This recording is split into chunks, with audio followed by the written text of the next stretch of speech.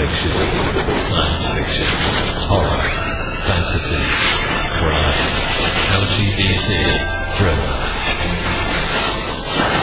You have now entered the House of Mystery with your hosts, Erik Shapiro, David North Martino, John Copenhaver, and Al Warren. Heard on 106.5 FM Los Angeles, 102.3 FM Riverside, and 105.0 AM Palm Springs. Welcome back into the House of Mystery. I'm Al Warren. Now my co-host today, Mr. Joe Goldberg. I'm in the house. I'm spending my birthday with you and Erik. Isn't that exciting? Yeah. Yeah. Thanks for the cards and the cake, guys. Really appreciate it. Yeah. The cake. Yeah. A big birthday. You know, I sent you a cake. You know, it should be there soon. I had to bake it this morning. I wanted it fresh. Yeah, I'm sure it's good. I'm sure it's to come in, and I will be gobbling it down after I go through every bit of the ingredients and chop it up so there's nothing inside that will take me out. Yeah. A prison cake. Yeah, your prison cake. There's a chisel in it, you know. Yeah. Anyway, so that's great. Happy birthday. And you're, Thanks. I guess, 51. Yeah. 51 plus 12. So I see Medicare in the horizon. You know, hello. Yeah, that's what all those commercials are for on TV. They're for you. It will be for me. You can take over. You can take younger. over. Joe Namath does those, so you can be doing that next. Yeah, because his embalming is kind of wearing out. So Yeah. So when he finishes, you can get up there and go, "Hi, I'm Joe Goldberg," and the famous espionage author. Oh, maybe not. yeah, you can wear nylons like him. Do you remember when he wore the not pantyhose? He was somebody. Yeah. Well, maybe you should see if you did that, you would be somebody. Let's talk to Erik. Yeah. Well, our guest today has a new book coming out, and it's called Death in the Ozarks, and it's a Sally Witherspoon mystery. So, Mr. Erik S. Meyers, thank you for being here. Thank you for having me. Erik, Death in the Ozarks. So, what about the Ozarks do you not like? Too many live people. When I love mysteries, and I've been reading them for years, and I wanted to write my own, and then I was thinking, okay, where do I set it? Who's the detective? How is this going to work out? And a lot of cozy crime, which I really, really like these days, are small town, which is kind of cool because you have a nice vibe and a nice atmosphere. But a lot of the detectives they own a bakery or a candy shop or whatever, and I wanted something different. So this was all based on a trip I took to the Arkansas Ozarks many years ago. The town, of course, in my book is fictional, but I was inspired by the atmosphere in the small town and this one bar that I went to. So I just kind of pulled this together for the setting of the small town in the Arkansas Ozarks, and my detective being an owner of a biker bar who was originally from Georgia, lived in Atlanta, and moved to this small town to kind of get away and start a new life. And she decided to go from accounting to owning a biker bar. That's a big jump.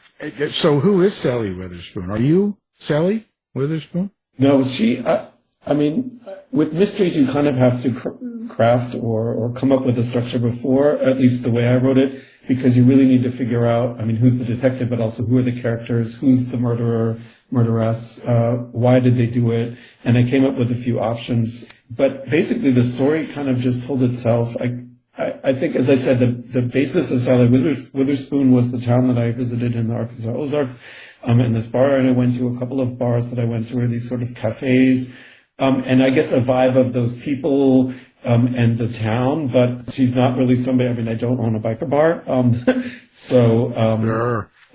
not a biker either, I don't have a motorcycle, and I just came up with this character that I wanted her to be. She's 50-something. A lot of the books or characters often tend to be her detectives are younger. I wanted her to be older. And she's decided to leave her life and try something else, which I guess is what I did because I am originally from the U.S. and have lived now in Europe for 25 years, and she's kind of starting out on her own in this new town, which she only went to on vacation. But I guess it's a mixture also of all of the mysteries that I've read and the pieces that I like, kind of pulled together into one character into one book. Hey, Al, what have we learned about Erik so far? He likes bars. Biker bars. Biker bars. So we can go from there up to questioning. Well, so let me do a question I normally do a little bit later. It sounds like the setting was before even pretty much anything else. The setting's a character in anything else for your book. Is that true or false? Yeah, yes. The first thing that I was thinking about when writing the book was, okay, where do you set it, and not about the characters, because obviously where you set it is kind of fills the characters or creates the characters who would be in this place. And one of the most unusual, I guess, experiences, but also lovely places I visited was this small town in the Arkansas Ozarks. So I said, okay, and small towns often work for mysteries because everybody kind of knows each other, but there's probably secrets there too. So I said, okay, I'm going to do it in this town, obviously a fictional version. And then, of course, I have to come up with a detective and people in the town and this mystery or deaths. And that's how but it did, you're right, it did start right from this sort of atmosphere of this place that I visited, which was one of the coolest, most unusual places I'd ever been. Small towns to large cities. It sounds like you write in small towns because you like it better. Like it's easier to do a mystery. Is that kind of it, or do you not like big cities? Like how does that correlate when you write a mystery? I like the idea of a lot of mysteries that have been written, I mean, over the decades, where it's in a small town, people know each other, but somehow things already happen. I would say it's not like a closed door, a locked door mystery, but in a small town, it's much more like that. You're like, how could this happen here? And if you're in a large city, which I also like, I think it's not as personable, I guess, also the way the characters know each other. And I mean, I'm originally from Connecticut. My father was from Brooklyn. So big cities I know really, really well. I live now in Vienna in Austria, which is a big city, but I've also lived in small towns. So I kind of like both, but I thought for the book, the best mysteries, I think, are really these sort of almost locked door, quote unquote, in small towns, where it's a bit more personable. It's a nicer, maybe a more close atmosphere, but something bad somehow happens. Well, I was going to ask you, what is it about mysteries that made you just want to write them, especially cozy mysteries? But it sounds like you like that aspect of it, the small, but just in the genre of mystery. Why mysteries? Why cozy mysteries? Why not? Yeah, I mean, I've read, starting from Agatha Christie, which I would say is my favorite mystery author, as many people like Miss Marple mysteries. I love mysteries like trying to solve the crime. You throw in clues and as the reader, you try to solve the crime. And I wanted more of a cozy crime rather than sort of a brutal serial killer, with a lot of, people do die. Obviously it's a mystery, so somebody needs to die, but more of about the people and about the person solving the crime rather than the actual violence of it. Which is why, and I guess part of it I say in one of my blurbs that Sally Witherspoon's a combination of Miss Marple and a Cheers bartender, because there's sort of aspects of cozy mysteries, and a sort of small town like Miss Marple lives in St. Mary Mead, and also this bartender sort of bit rougher maybe than a standard cozy mystery. I mean, I say this is a cozy crime, but or a murder mystery cozy crime, but one or two of my beta readers / ARC readers said that it really, and also a few reviews that I got so far, 3 reviews, said that it seemed more like, wasn't quite that cozy, also because of the bar, but it was somewhere between a cozy crime and a murder mystery. So let me ask, okay, this is for me, everybody, because I'm changing my genre a little bit from espionage and out to other kind of writing, and there's a mystery element.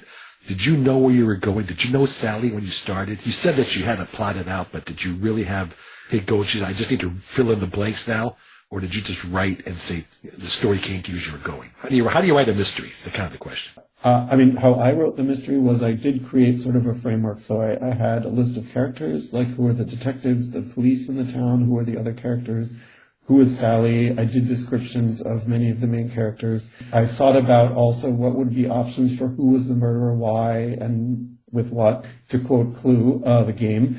because I needed to figure that out. From my perspective, I think you need to map that out before where the story is going. Mainly because one of the key pieces, as I just mentioned about a mystery, is kind of dropping in clues that readers can find and try to solve. And if you don't really think about the full story right at the beginning, then you can't really just throw in clues. I mean, writing a story and then you go back and you throw in clues that don't really fit, it just doesn't really work. I have to say, though, I did have 3 options, I think 3 or 4 options of who was the murderer and why. And as I wrote the book, that sort of crystallized one of the options. Then everything really solidified around that story. I think just writing would have been a challenge because you don't really have the full story to throw in clues, for example, than if you do sort of a framework at least. So how do you see your main character, Sally? And do you hear her, see her, feel her? How do you do dialogue with her? Like how do you experience your character? I mean, one of the weirdest things, at least for me personally, writing, I've now published a historical fiction novel and a business book, although that's nonfiction. But for the fiction and also writing Sally, you feel like for me at least, you're watching a movie and you're writing what you're seeing, and things just happen. And I guess it's your imagination, but it seems like they're just happening in front of you and you're writing it down. So for me, Sally was like I would say I picture the story as sort of a movie, so very vivid. When I first started the first scene of the book, she's in the bar at the end of a long Saturday night, and I could see her, what she was doing, what she was thinking, and it's a very weird feeling, but it's sort of you're watching it and it's creating itself almost, which I guess is my imagination. But it's very real, very vivid. I mean, every fiction that I've written or short stories, that's how I picture that, and then I'm describing what I'm seeing. So it's the same no matter what type of genre you're writing in. Exactly, yeah. Everything, I mean, when I did my first book, that was where I realized it was how I write. And now with Sally and also the short stories that I've written, it's the same. It's always the same sort of vivid view of what's going on, and then me describing what I'm seeing. Oh, so do they ever kind of go off the tracks and kind of take control of the story? I don't know if I would say take control, but some things happen which you can't really foresee. I mean, you just start writing and then it's like a real life something happening in front of you. Nothing really ever, I would say, took a completely different direction, but sometimes the characters, I mean, in some way do take over the story because they're these characters and they have these aspects and characteristics, and they will do things or not do things. Or while you're writing, you're realizing, if you start writing something and you realize this character would not ever do that, it just doesn't fit to the story, then of course you change as well. So I'll stick with the process questions because that's where I'm in my brain right now. Erik has written fiction, nonfiction, historical fiction, short stories, and you're in corporate like I was at Motorola, so you write for corporate. Those are all different kinds of writing. Are there similarities? Are there things that people can use or think about across those different types of writing that will help them or help yourself as you make your mysteries or move on from here? Write book 2. One additional thing I've also written, which is currently with my agent, hopefully she can try to sell it as a horror thriller script. Yeah, add to the list. Yeah, everything. I guess corporate I would say is a bit different. Although I guess I just like writing, and the important thing is to tell a story. I mean, especially in corporate communications now, it's storytelling, but you really have to have it's not about just writing down words. It's about explaining something in a more of a story way that people actually want to read. I mean, a lot of corporate writing is not that way. Yeah. It's very fact-based and very dry, and then executives never understand why people don't want to read that. But I would say the writing that I've done, no matter what you're doing, you're always telling a story. So slight variations. I mean, I learned a lot when I was writing the script. I'm on Stage 32, which is a film industry's social media platform, and they offer connections to producers to review scripts or whatever. And I had one Hollywood producer review an earlier version of the script, and he gave me a lot of feedback. But it also showed me that, I mean, telling the story is the same, but there are so many different pieces you have to consider when you're writing a script, how you write it, how you describe, make sure that the scenes are moving the movie along. So there are slight variations, but at the end you have to tell a story. But I would say you do need to understand the different aspects of the different medium, like a movie or a short story so that you adapt, but in the end, you're basically telling a story that you want to tell, and then you need to optimize that.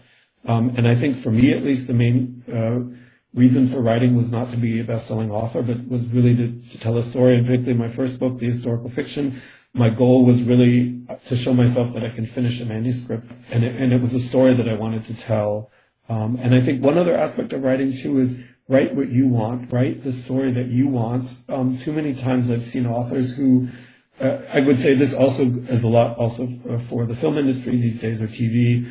It's a lot of, it's the same tropes over and over again, because I get the money people and the businesses want to make money, obviously, but in the end, it's all the same. And you really stand out as an author if you have a different story, if you have a different idea of what you want to do. So basically, write what you want because it's your story that you're telling, and don't think, oh, I need to write this kind of story because it'll sell better. There are so many of those already, particularly mysteries. There's a ton of mysteries.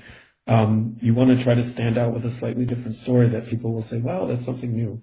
But you say you had a story to tell. That's kind of why you wrote it. Is there a meaning then, or a subtext or something that you want people to get out of the story besides the entertainment? I think for the writing that I do and the stories that I tell, to sort of introduce things that people may not have thought about, slightly different stories. My historical fiction book was based on a sad family story in the 1930s, which I fictionalized to try to, it was slightly, I guess my ending is a bit more hopeful than in the reality, but to really, I guess, get people out of their bubble, read different things. That's why also, as I was saying before about Death in the Ozarks with Sally Witherspoon, she's not sort of 28 and owns a bakery. She's mid to late 50s and she owns a biker bar. To try to be slightly different, because I think that's how I am in general, trying to be unique or different, and also that also comes out then in my storytelling, my writing. Now, when you're doing a series like this, do you kind of have it mapped out, like how many books you're going to do, how many stories you're going to cover, and how far you're going to go with Sally, or is this just one day at a time? That's a very good question. When I was first writing and then researching, sort of trying to find an agent and a publisher, a lot of the advice that I read, which I would say I agree with, is particularly mysteries, plan it as a series, because you're much more likely to sell it instead of a one-off. So I have sold the book that's coming out now is the first of 3 with a potential for more, and I did plan it as a series because I think it's not just about another mystery, but it's about exploring Sally Witherspoon and her life, and maybe a bit more of her backstory, why she left Atlanta and moved to this town. So the first one's coming out next week. The second book is fairly finished, will be out next year. And the third book, I just have a basic idea. And I think as I start writing that one, I will be thinking about the fourth book as well. I can't really say at the moment how long it will be, but it's definitely a character I want to spend more time with, and not just because it should be a mystery series. So, Erik, you seem to live by the motto that writers write. You write everything, and I saw that you're on Medium. And for those who don't know, Medium's like a long-form writing platform. I actually use it for my class if doing their final projects on Monday. Okay. It's on Medium. Oh, cool. But so, why Medium? What is it you're writing there? Because I just was glancing through some of your articles. What does that do for you? Medium. I learned about Medium as a place to sort of blog. I had been writing some more businessy stuff on LinkedIn, and I had my own blog around living abroad. That was kind of the core of that. And then I decided to go on to Medium because having like your own WordPress blog, it's very difficult to build up an audience. And with Medium, I think there's many different publications. There's a few that I write for. There's many also other publications, and it provides a platform that's already set up. You can reach a lot of people about the different topics. And mainly I write about living abroad. Mostly, I've also published there some short stories, because short stories, unfortunately, are a bit difficult to sell. Also, I have an anthology, which, talking to my agent too, we decided, mainly because I'm also not a best-selling famous author at the moment, it's very, very unlikely that I would sell that at the moment. And I love the stories and I wanted to share them, so I've published some of them on Medium as well. But the main focus is I've mainly lived in Germany over the past few years and now in Austria and Vienna, so just telling me about things and also giving some travel tips, living abroad tips, etc. I imagine living abroad like that and coming back to centering your book in the Ozarks. Do you feel a little distant, and do you feel like because you live in Europe, like Austria and Germany and places like that for a few years now, do you think it gives you a different, maybe a different tone on how you write an American mystery? That's a very good question. I mean, in many ways, and every time I visit, my sister says, "Oh, you've been away so long," when I'm surprised about something. I think in many ways I'm still very American. Most everything I read is English. Most TV I watch is English. I mean, I do speak fluent German. I would say I just feel more of a connection also with writing in English, which is my native language, which connects me to the U.S. So, and I wanted this sort of, this is me. I am American, even if I've lived here a long time. So I centered it in the U.S.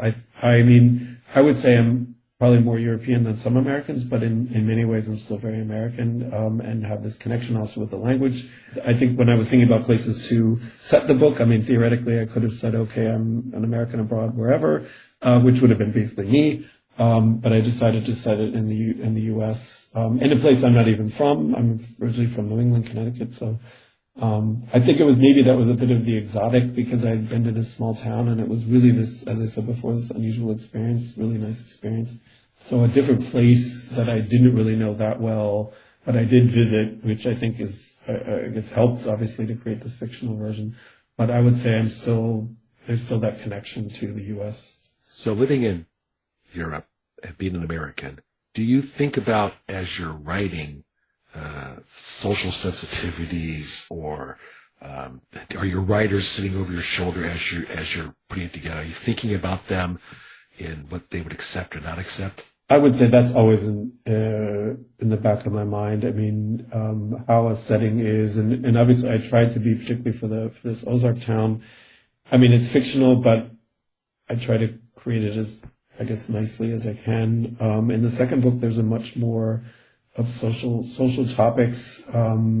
She takes after the events of the first book, she takes a riverboat cruise on the Mississippi, and meets a very international group of characters, and there's a lot more social there. But I'm always thinking about who the reader would be, and trying to be, I guess, modern in the sense of what the topics would be and who the people would be, and being sensitive to various groups.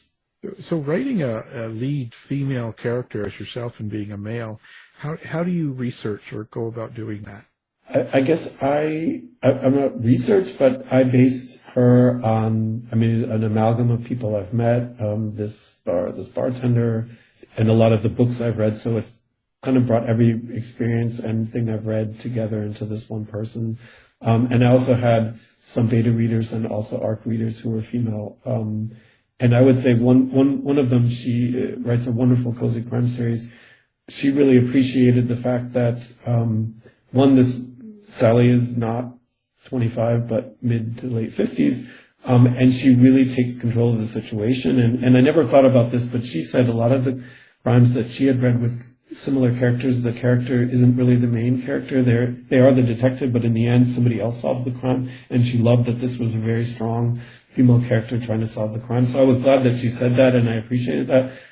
But Sally is based on all of these people that I've known. I would say directly, but my mother, a very strong person who did computer programming in the 50s when women more or less weren't allowed to do it, and always did her own thing. So perhaps also my mother indirectly came into this character as well.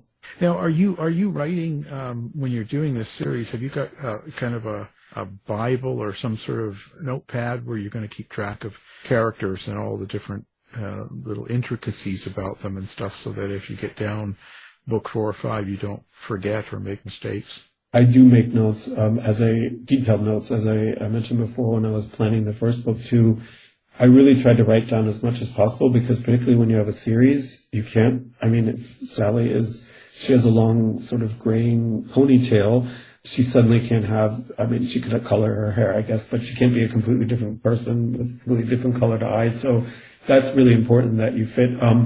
One thing that was a bit of a challenge when I had the book edited, and also my agent, I changed a few of the names because for some reason a lot of the people had last names that began with S, which the readers said was, or also my agent said was very confusing. So that was a bit to go back and change, but you really need to keep, I mean, it doesn't have to be 100 pages, but really detailed characters. What do they look like sort of in general, particularly if you're writing the story. So for the first book, I had sketched out who was the murderer and why. You need to write down all of these ideas of how this is happening, because otherwise you can easily get lost in the story or make mistakes and have plot holes. And then the other thing also with the mysteries, you want to drop in clues. So you kind of need to plan those as well and keep them written down. And now as I'm moving to the second and we'll start writing the third book soon, making sure that the main people in the first book are the same people in the third book, and they haven't changed their appearance or something completely. So you have a lot that you're dealing with, and a lot of us have the Bible, or we don't, or we skip it. Does writing end up for you being an easy thing to do, or is it a chore? I love writing. I mean, sometimes I can get in and write. I recently was re-editing the second book. And at first it seems like, oh God, I mean, the one thing with editing, you love your story, but you edit it and you feel like you've read it 100 times. That I think is a bit of a chore, but in the end it goes by very quickly. I would say the easiest thing for me is really the writing the story. But when it comes back to editing, that is a lot of work, and you really need to get somebody outside to help you with that because you don't see the problems in your story. But in general, that's something that I love to do. So writing that I do is, since I work full time in corporate, mostly on the weekends, because I really have the space and time to think about the stories. But I really, really enjoy that. And you sort of delve into another world of writing and your characters. And it, just like reading a book, it sort of takes you to another place. Well, when you're writing these books, like when you're writing, like in this particular one, and you say it's like being in another world and kind of being somewhere different and living through your characters, do you think going through that experience changes you somehow? That's a very good question. I think the whole experience for me of writing, finishing a story, and has changed me because I've learned about the publishing industry and the process and what you need to do to finish a story. And also, I would say I'm very proud of the fact that I have completed these manuscripts, and now I'm getting this murder mystery published. And I guess you do learn also a bit about yourself or about the world around you, as we were just saying about the characters. How do you come up with the characters, or how it's sort of pulling together all of your experiences. I guess you do get a bit introspective also about yourself or about your life and the people around you as you try to think of the types of characters that you want to write about. Do you like living over in Europe right now, like you have been for a while? I love living here. I mean, I've been away so long, as my sister said, the U.S. has changed so much. And also language, whatever. When I originally came here many years ago, I had no plan to stay a certain amount of time, but I'm still here. I love it. And now I've been in Vienna about a year. And so how do people react, you being American? Is it really easy to live there as an American? Yeah, I mean, Vienna, big city, and also where I lived in Germany, people speak English very well, though I speak fluent German. And Vienna, I would say particularly, is very international. There's a lot of people from all over the world here. I would say mainly because my German is quite good. People are surprised when I suddenly say I'm American, because like, oh, you sound like a German. Because the German I speak, which I learned in Germany, is German, not Austrian German. But I've never really had any problems. I think Vienna being a capital city, it's very international. So it's people from all over here. So you're really a spy, aren't you? Yeah. It's like he's agency. Yeah, got it. Another one of my background. He looks like somebody I know, Eric. I knew. Maybe it's a disguise kid. Yeah. He's really undercover there. Look out for this one. Is there a favorite genre you like writing in? I guess mysteries. I love reading them, so I wanted to write, and I really enjoy writing the Sally Witherspoon mysteries. And I think the other type of writing, I love short stories. I love short stories because you can tell a story in a very short amount of time. But that also forces you to reduce everything into this short story. And there's some wonderful short stories that I really enjoy reading. And that's another area that I like writing. But I would say my favorite is definitely mysteries, which reflects also that my favorite books that I read are mysteries. So how do you, being in Europe, first of all, why didn't you just set it in Europe? because you save yourself on research and you take people to different places. How do you research what you need in the Ozarks from Vienna? I mean, that's a very good point. I think the Ozark area was a place that I'd actually been to. So I mean, the town is fictional in the book, but I based it a bit on the area that I visited. And I do research online. I mean, I think my historical fiction book was more difficult because it's set in New York in the 1930s. But these days you can find a lot of information online, or ask people that you know, that you may know, that are from there, that have tips or ideas and information. I think, as I said before, the Ozarks or the U.S. was a conscious decision to set it in the U.S. and not in Europe. But maybe she likes traveling, so maybe one of the books could be in Europe, set in Europe. Yeah, Sally needs to win the Publisher Clearinghouse trip to Europe. Exactly. But it's a setup. It's not. They want her to go there so they can whack her. Exactly. It's a plan. One funny story of a German friend of mine recently. She visited me, and she had this whole idea of how she should be somehow in the third book, and then she was having this conversation. She was like, I don't know if I should be the murderer or I should be the one killed. And so, yeah, maybe that's the next. You should say, well, let's try. Let's find out whether you should be the murdered. Let's start with the murdered part first. And if that's not working, you be the murderer. That would change that. Maybe don't put me in your book. Do you put people in your books? You talked about your mom as a character.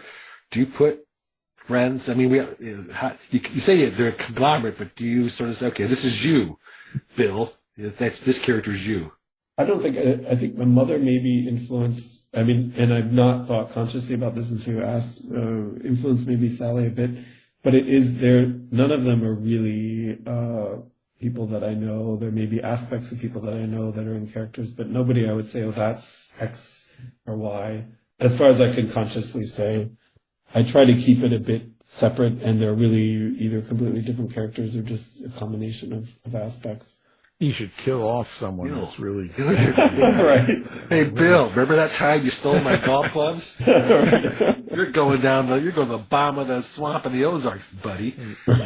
Yeah, someone's rude to you in a store and a lineup, and you just take them and just throw them off a cliff somewhere. You did Caged Time, right? You said that's historical fiction and stuff. 1930 New York. Did you spend a lot of time trying to get into the head of 1930s and what it would be like to live there, and kind of center the story with that? Yeah, I mean, that book was based, as I said, on a sad family story, which my uncle told me about. And my uncle, who I spent many, many years visiting, he was a professor in Ohio, told me a lot about his growing up, which was basically the 30s. So I had a lot of really first-hand knowledge from him about New York. And I have a lot of books from him about the era. And I did a lot of research because I really wanted to make sure I was, as close as I could, obviously, without going back in time. So what were the cafes? What were the restaurants? Where would people have lived? The main character lives in the Bronx. How would he get to Manhattan? I mean, they did have subways or trains or train lines. Which ones would he take? How long would it take, et cetera? And I really tried to do that as closely to how it really was as possible. But I would say that was a bit of a challenge because obviously I wasn't there in that time. But I love I love history anyway. So, and I had heard quite a bit from my uncle about this era. So, and place in New York. So I love doing the research for that. Yeah, it's too bad. If you would have known Joe, then you could have just called him. He grew up then. Wow. Yeah. Iowa's just like New York. Right, so yeah. He was probably in his 20s back then. Yeah, time portal. It actually gave me. I was thinking about an idea for a book as you're talking about that, about my grandfather, and what he did that time during the Depression. I actually scribbled something down here as a potential short story. Thanks, Eric. Yeah, my grandfather also. I thought about that too because my grandfather had a very colorful 1920s history of rum running. He was arrested at one point and made a lot of money during that time and then lost most of it in the Depression. I also thought of, he was arrested once as potentially being a Jewish gangster. I thought too of writing something about him because from what I heard of from my uncle, he had such a colorful history and life and, I don't know that much about it, but that would be fun to write about.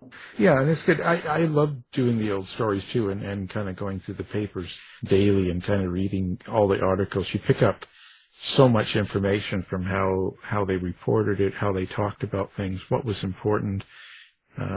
Yeah, it's really good, especially with the dialogue too. You want to get the dialogue correct. Exactly. I guess maybe that's one of the most difficult, because I do read a book from an era or historical fiction or a movie, and they do try to get the dialogue right, but often there's a lot of modern things in there, and that's very difficult to try to get out, because obviously you're writing the dialogue and you don't know all of the words. Yeah, I don't know how close I got to that, but I like the challenge, I would say.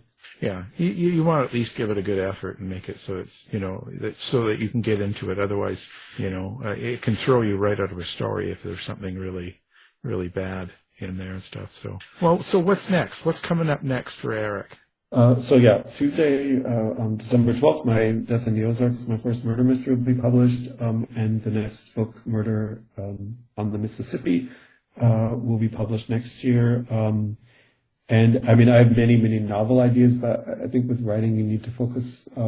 So I will be writing the third book. I need to start the third book, polish off the second. And I spent over the past few months, rewriting basically my script, to try to sell that. And I have another historical fiction book, which I'm writing, which I haven't gotten too far with. But I have a lot of ideas. I just actually wrote down this morning a new idea for a short story, which was based on a dream I had a couple nights ago. So I try to write something new, at least a short story or a blog every week. And I have a lot of ideas. So, keep writing. I'm going to keep writing, working on my murder mystery series, and, see where this takes me. It's always just finding the time, and stuff. Exactly. Yeah. When you're working and stuff. Does atmosphere bother you, or does it interfere in your writing, like mood and what's going on around you, or can you just sit down every day and put something to it? I really mainly just write on the weekend, basically because of that. That's the time that I really have the time and space and mind to write. Usually work, it's a long day and I don't really want to spend writing. So I focus really, but then I can get really into the writing on the weekend. Sometimes, like this morning, like I said earlier this morning, I had this down this idea. I started out pen and paper writing down a short story, but mainly it's on the weekend where I really have the space and also the free minds, free of all of the stress of the week to write. So now, where do you like readers or people to find you, besides a pastry shop or something? Like you do social media? Little teeny things. Yeah. The main place is my website, my author website, which is erikmey.com. There I have information about myself and also the books that I've written, links to my Medium blog, and I also have I'm on Facebook. There's links on the website too to my Facebook page and also my Medium, and I'm also on Instagram. Well, fantastic. Now, of course, we'll have that up. We'll have your book up, everything for people to find easily, one click, and we really appreciate you being here. Now, the book, Death in the Ozarks, and it's a Sally Witherspoon mystery. So, Erik S. Meyers, thank you for being here. Thank you very much for the great conversation. Thanks. You've been listening to the House of Mystery radio show. To find out more about our guests, hosts, or shows, go to www.houseofmystery.com. Show's over for now. Was it as good for you as it was for me? Well, good night. This has been a production of Something Weird Media. I'll be back.